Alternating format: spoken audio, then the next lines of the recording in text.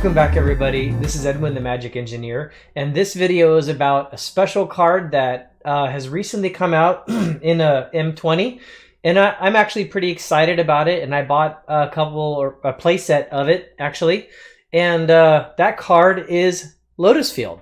I'm actually really excited about this card because it's the latest version of a long series of developments starting with the Black Lotus.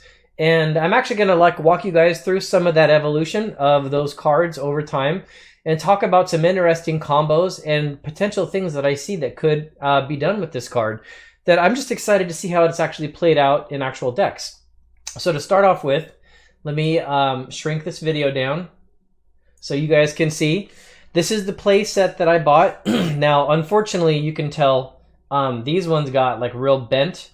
When they showed up in the mail, you can see they got a real heavy crease there. So I'm actually going to send this playset back to the guy that bought it, and he's going to send me out a replacement one. But that's going to take a bunch of time, and I didn't want this video to take too long. So I figured I would just go ahead and do the video with these ones before I send them back to get the replacements.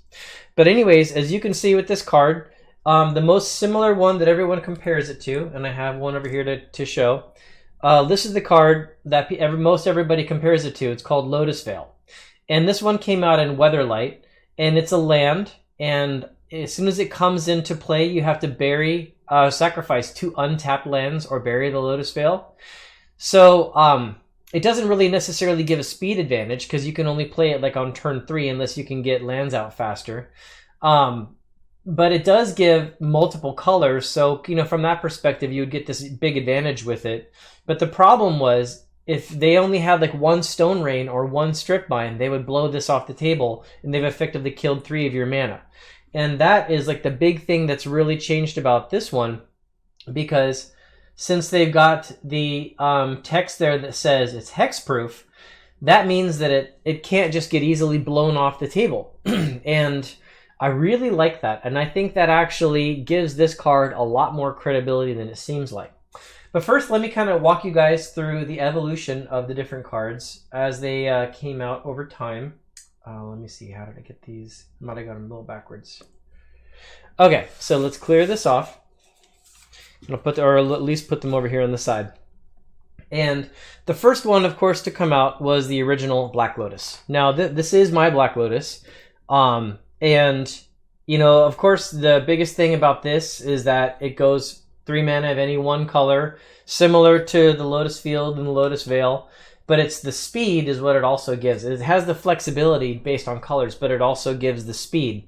And Wizards pretty quickly figured out that this card didn't exactly work right, but so they tried to fix a little bit different version of it.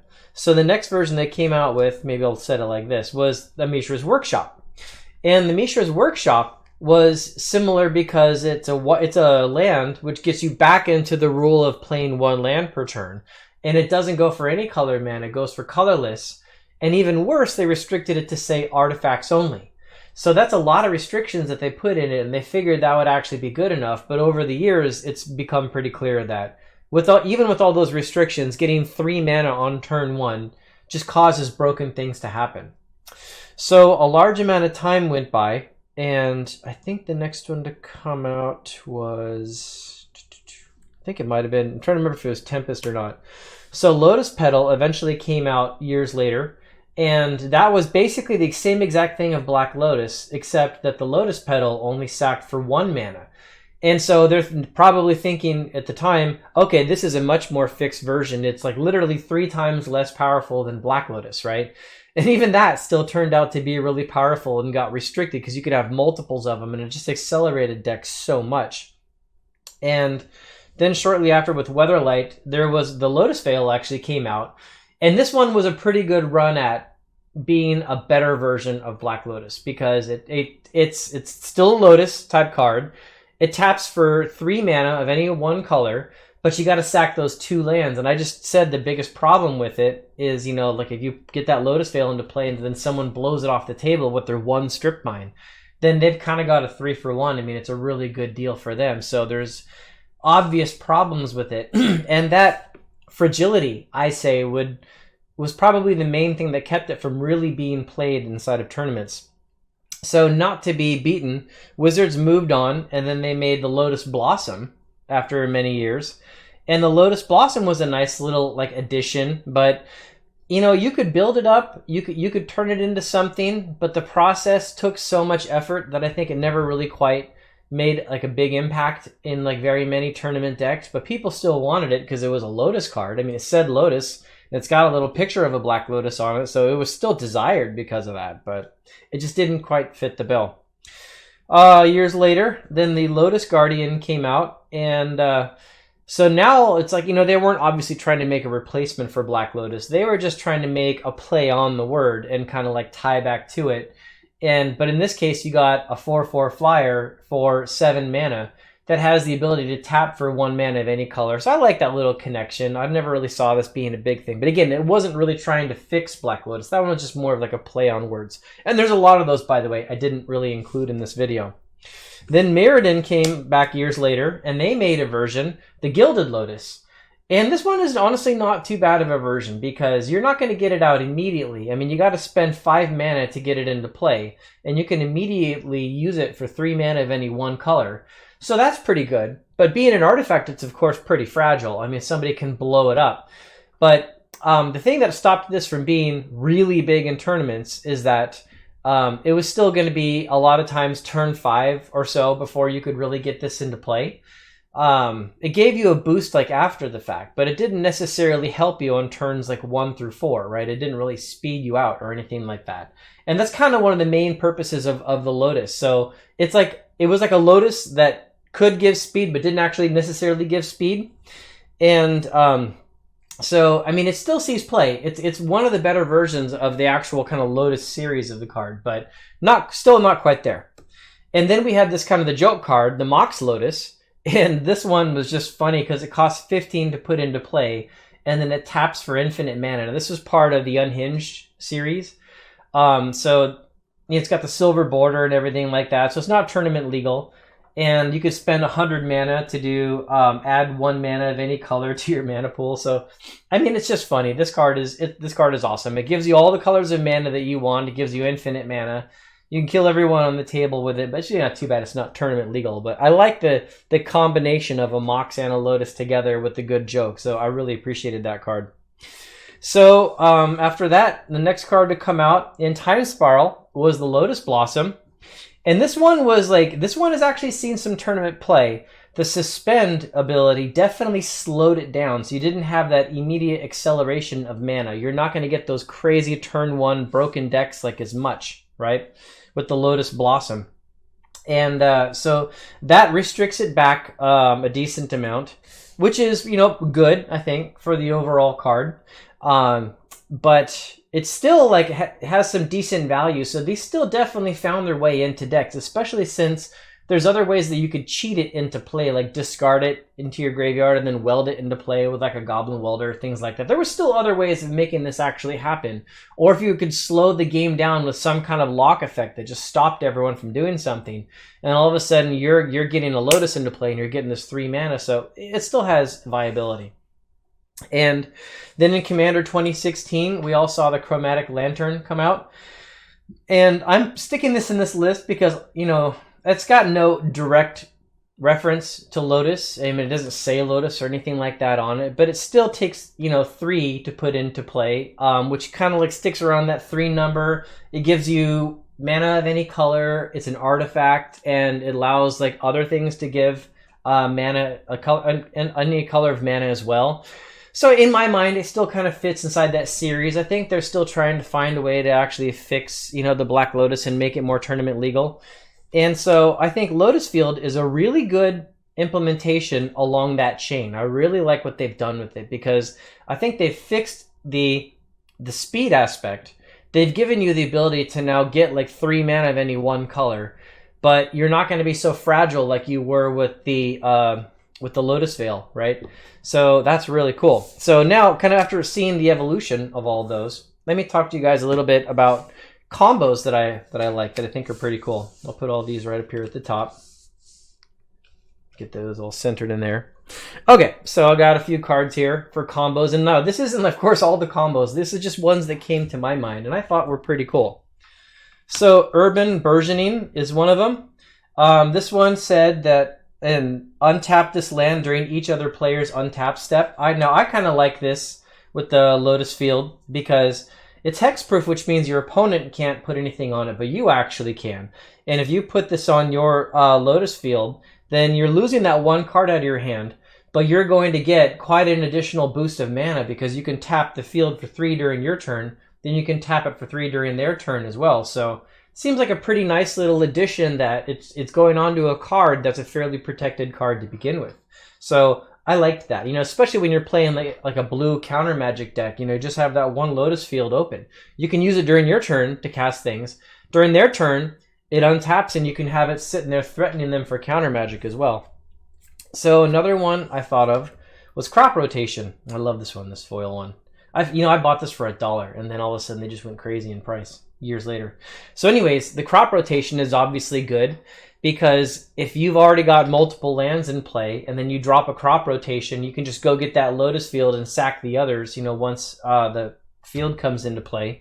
So it's just a good way to kind of like solidify your mana base with a mana that you can get any color from that can't really be easily destroyed, and you can go yank it out of your deck. So I like that, how that actually works. This one is called Limited Resources. When you cast it, it'll limit everyone down to like 5 mana, but then once there's 10 mana in play, like no other lands can come into play. I think this is something that people might creatively try to figure out ways of limiting their opponent's mana. If you can do something like with like a Lotus Field, then you can actually have the same number of lands as your opponent, but you could have an advantage over them in the actual amount of mana. There's some interesting interactions that could happen between these two. It's just something that kind of came to mind I'd be interested to see. And so some of the last ones here on this list are some of the ones I'm the most excited about. So this is the first thing that I actually thought of. The Flagstones of Trokair. Because this land, if it ever goes to the graveyard, you get to go into your library and go get a basic Plains. And so I just thought that comboed pretty darn well with the Lotus Field, because if you played the Lotus Field and you sack your Flagstones, then you go get a Plains back, and you kind of didn't really lose that mana that they were kind of wanting you to lose. So it seemed like a good way to kind of combo up with that Lotus Field, so I liked that. Land Tax is another one that I thought of. You could stay with less mana, less lands than your opponent much more easily if you had a deck with Lotus Fields. And so you could keep that land tax very active, but at the same time, you don't actually have to have as many lands as them in play. So I like that interaction between those two. And I could definitely, and this is such an easy throw-in to a deck, I could definitely see these two having more interaction in future decks. Now, Balance. This one, I love this combo. Because Balance is already, in my opinion, maybe the strongest white card in all of Magic the Gathering. And if you were going to use Lotus Fields in your deck and you're sitting there with just a couple Lotus Fields in play and you balance and they have to go down to 2 mana, but you're sitting at 6, that's amazing, you guys. That's fantastic. So I love the interaction between Lotus Field and Balance, especially because, this is such a nice protected land. And this is just, so it goes into so many tournament decks so well. This is another one of the first combos I actually thought of when I saw the Lotus Field. The Time Spiral. It's like a Time Twister, but after it's done, it untaps 6 of your lands. Well, what if 2 or 3 of those lands were Lotus Fields? So you basically generate mana. You get a Time Twister, and then you tap your Lotus Fields, maybe 2 Lotus Fields to cast it, and then 4 other lands to cast other things. And then you tap or cast the Time Spiral, and all those mana come untapped, and you get this advantage from it because you tapped them for 3, but then untapped them as if they were 1. So I like that interaction quite a bit. And there's a lot of cards that do that kind of thing. Say untap 1 land, right? Speaking of which, Winter Orb. Winter Orb is a fantastic, I think, addition that you could combo the Lotus Field with, because each player only gets to untap 1 land per turn. So if you're sitting there untapping Lotus Fields, you're literally getting turn 6 worth of recovery within 2 turns, while your opponent is only going 2 turns worth of recovery by untapping lands with the Winter Orb. So that's fantastic. You combo that with the Winter Orb and you've got a serious mana advantage over your opponent. And this is colorless. It can go into any deck. produces any color, and this is colorless. It can go into any deck. So you could take an awful lot of cards or a lot of different decks and put these in and just improve that strategy. Now, so I really like the way that that combos. The Darksteel Citadel, and it's not so much that this is like a combo with this. It's more that if you were going into a meta that had large amounts of mana destruction, I've always liked the Darksteel Citadel, but the Darksteel Citadel, it of course only taps for colorless mana, whereas the Lotus Field goes for one of any color. But I like how the Citadel is indestructible and the Lotus Field is hexproof. That makes both of them like pretty hard to destroy mana-based type cards. And you can't counterspell a land going into play also. So I like the thought. If I was going into a meta where people were playing a lot of land destruction, I like the idea that I could have Darksteel Citadels and Lotus Fields in my deck and build up a mana base that was very hard for my opponent to remove. This is another one I really like the idea of. It's a dredge card, basically.